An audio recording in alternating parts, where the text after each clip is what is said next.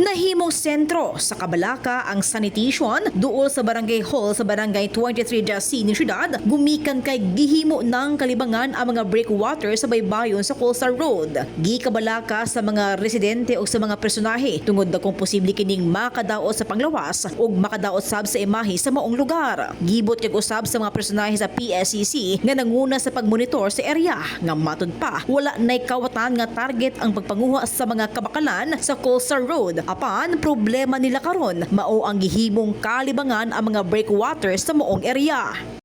Ang isa po nasa ginabantay na concern na mo din, kaning diri dapit na part kay ginahimo libanganan sa mga taga-dira sa mga badyaw siguro unsay ilang tribo nila. Ginahimo nila kalibangan na diaw.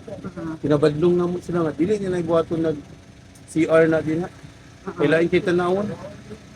Ya, bawal mong gud na libang. Panawagan karon sa mga personahe sa PSCC ngadto sa mga barangay officials sa maong lugar nga mahimong motabang sa pagpahimangno sa mga residente nga ginadili ang pagpagawa sa hugaw sa tawo sa bisan asa na lang aron malikayan ang sakit nga posibleng mutakboy sa lawas sa mga residente o sa mga turista nga mobisita sa maong lugar.